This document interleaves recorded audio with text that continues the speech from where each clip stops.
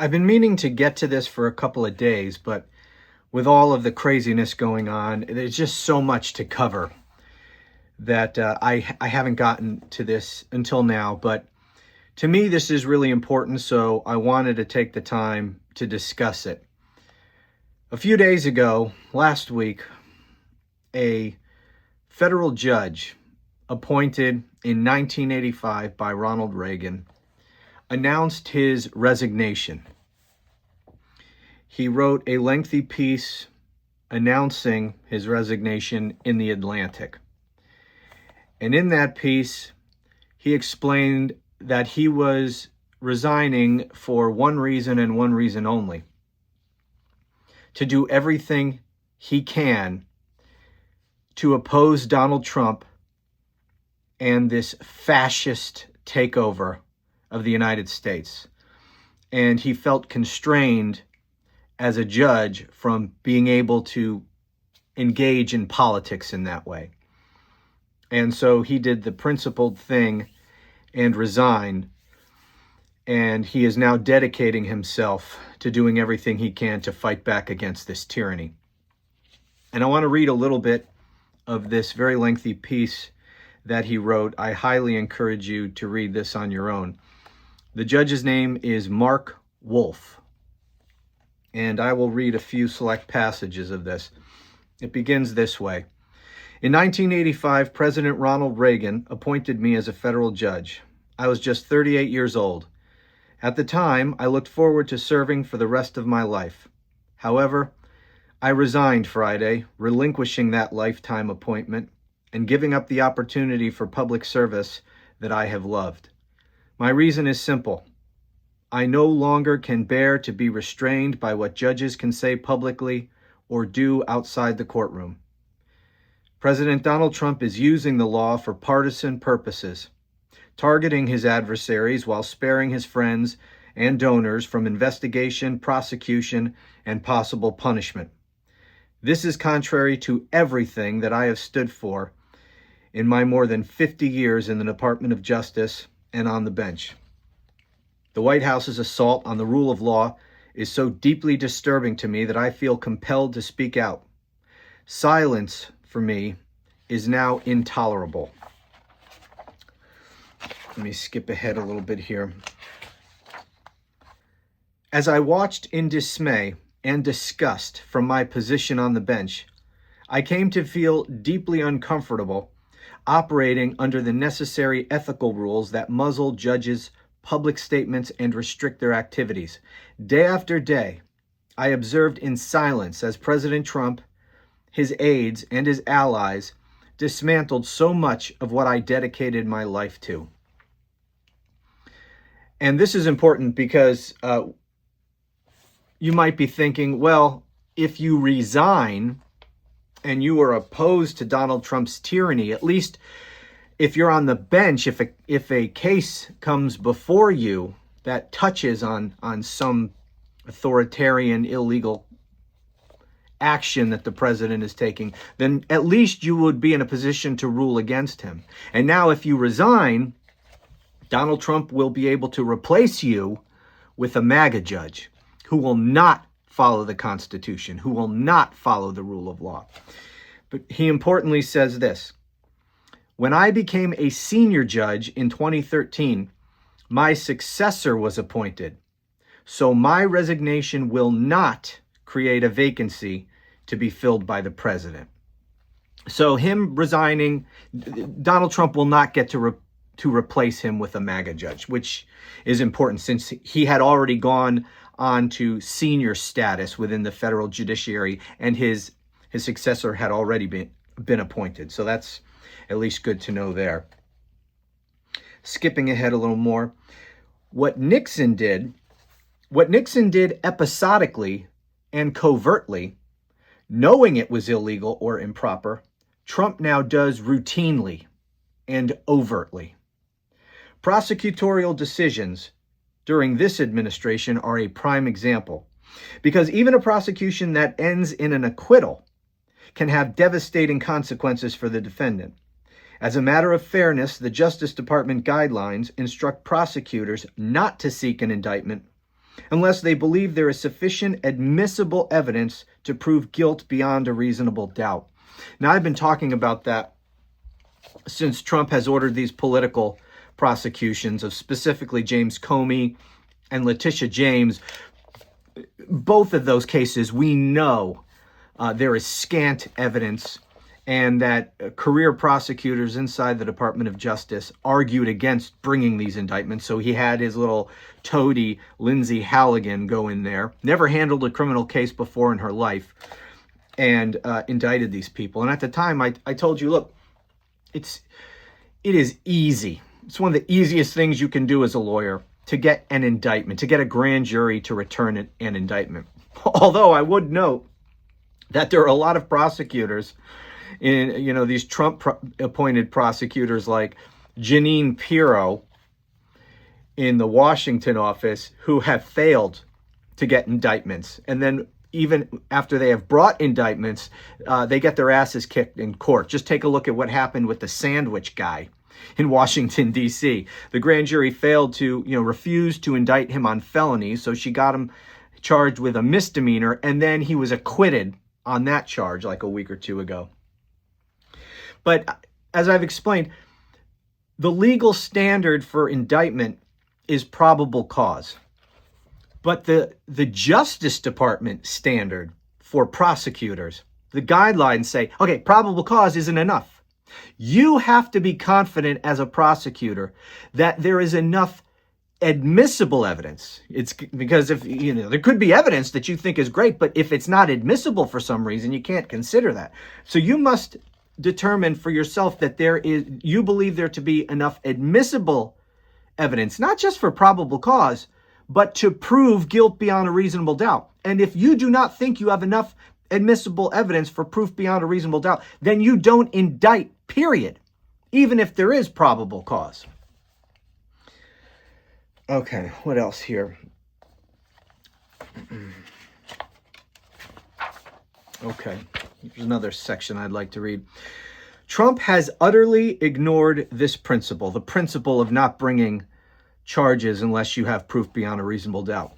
In a social media post, he instructed Attorney General Pam Bondi to seek indictments against 3 political adversaries, even though the officials in charge of the investigations at the time saw no proper basis for doing so. Trump is also dismantling the offices that could and should investigate possible corruption by him and those in his orbit.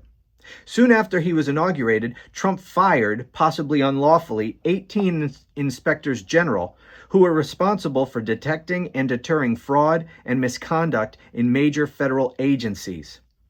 The FBI's Public Corruption Squad also has been eliminated. The Department of Justice's Public Integrity Section has been eviscerated, reduced from 30 lawyers to only 5, and its authority to investigate election fraud has been revoked.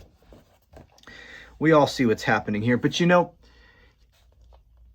by Trump doing this, he is obviously protecting himself from anyone inside his administration from blowing the whistle on his criminal activities, or for causing him problems with impeachments or prosecutions down the road, at least from these people inside the administration. He's getting rid of all those watchdogs, the inspectors general and so forth.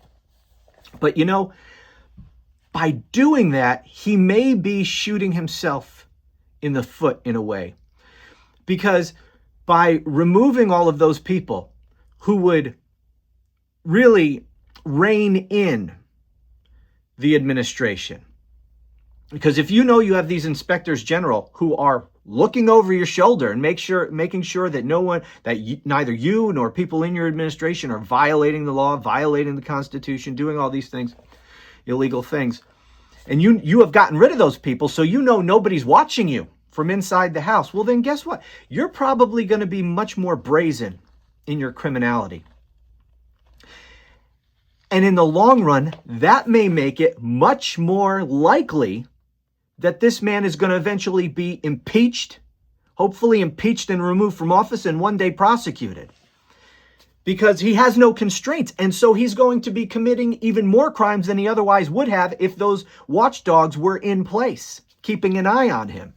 But now there's no one to rein him in. So he's just going to feel free to commit as many crimes as brazenly as possible. And a lot of these crimes, I've explained before, a lot of the crimes that seems very obvious that he is committing are not protected by the Supreme Court's immunity decision. And he can be prosecuted for those when he leaves office. And I just think that, removing the guardrails, short term may be protecting him, but in the long term, could end him up in prison where he belongs. I'm not going to get my hopes up on that or anything, but it is a possibility. All right, let me continue. The Department of Justice has evidently chosen to ignore matters it would in the past have likely investigated. Some directly involve the president. It has been reported that at a lavish April 2024 dinner at Mar-a-Lago, after executives from major oil companies complained about how the Biden administration's environmental regulations were hurting their businesses, Trump said that if they raised $1 billion for his campaign, he would promptly reverse those rules and policies. The executives raised the money and Trump delivered on his promise. Guys, that's a bribe. That's solicitation of bribery. Number one, he committed the first part of that crime before he was even president. Secondly, bribery is definitely one of those crimes for which he has absolutely no immunity whatsoever. So he committed the crime, solicitation of bribery, before he was president, and the immunity decision doesn't protect him anyway. And we know of a lot of instances of bribery that this criminal has committed since taking office in January. And again, none of those are protected by the court's immunity decision. He can be prosecuted for every act of bribery. All right, let me skip ahead and wrap this up. There is also the matter of Trump's executive orders. A good number are, in my opinion, unconstitutional or otherwise illegal. For example, contrary to the express language of the 14th Amendment, one order declares that not everyone born in this country is a U.S. citizen. Trump's administration also has deported undocumented immigrants without due process, in many cases to countries where they have no connections and will be in great danger. Although many federal judges have issued orders restraining the government's effort to implement those executive orders, some appear to have been disobeyed by members of the Trump administration. Trump has responded by calling for federal judges to be impeached, even though the Constitution permits impeachment only for high crimes and misdemeanors, such as treason and bribery. Again, bribery. Let's not forget about bribery going forward, because this criminal piece of shit has committed many acts of bribery. And the fact that in the impeachment clause itself, it specifically lists bribery as one of those things a president can be impeached and removed from office for, it can in no way be said that bribery is an official act of the president. Therefore, not subject to that immunity decision. Finally, I resigned in order to speak out, support litigation, and work with other individuals and organizations dedicated to protecting the rule of law and American democracy. I also intend to advocate for the judges who cannot speak publicly for themselves. I cannot be confident I will make a difference. I am reminded, however, of what Senator Robert F. Kennedy said in a 1966 speech about ending apartheid in South Africa.